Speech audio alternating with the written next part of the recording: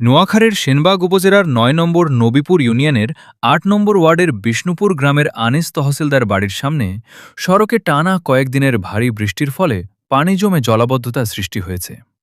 এতে স্থানীয় বাসিন্দাদের পাশাপাশি যানবাহন চলাচলেও চরম দুর্ভোগ দেখা দিয়েছে।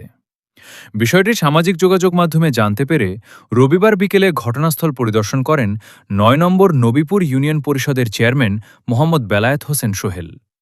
এ সময় তিনি স্থানীয় বাসিন্দাদের সঙ্গে কথা বলে তাদের বিভিন্ন সমস্যার কথা শোনেন এবং জলাবদ্ধতার কারণে সৃষ্ট দুর্ভোগ সম্পর্কে খোঁজ খবর নেন। পরিদর্শনকালে চেয়ারম্যান মোহাম্মদ বেলায়েত হোসেন সোহেল দ্রুত জলাবদ্ধতা নিরসন এবং মানুষের স্বাভাবিক চলাচল নিশ্চিত করতে প্রয়োজনীয় ব্যবস্থা গ্রহণের আশ্বাস দেন।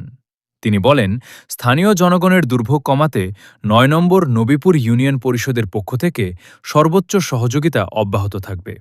এছাড়া দ্রুত সময়ের মধ্যে ইউনিয়ন পরিষদের উদ্যোগে আদুলা দিয়ে সাময়িকভাবে চলাচলের ব্যবস্থা করে দেওয়া হবে বলেও তিনি জানান। এখানে আসলে এই এলাকা, এই জায়গাটুকু একটু নিচু এলাকা। এখানে আশপাশে পানি নামানোর জন্য যে সংযোগ যেগুলো আছে সব বন্ধ হয়ে গেছে। আমি এই রাস্তাটা করার সময় এখানে একটা কালভার্ট পর্যন্ত নির্মাণ করে দিয়েছি যে পানিগুলো যেন উত্তর দিকে যায়, কিন্তু উত্তর পাশের লোকজন এটাকে বন্ধ করে দিচ্ছে, যে কারণে এখানে জলাবদ্ধতা তৈরি হচ্ছে। এই জলাবদ্ধতা এটা মানবসৃষ্ট জলাবদ্ধতা। এই মানবসৃষ্ট জলাবদ্ধতার কারণে আজকে হাজার হাজার মানুষ এখানে ভোগান্তি হচ্ছে। আমি ফেসবুকে দেখেছি, এইটাকে নিয়ে ফেসবুক লাইভ করেছে, যে কারণে আমি চলে আসছি এটা দেখার জন্য।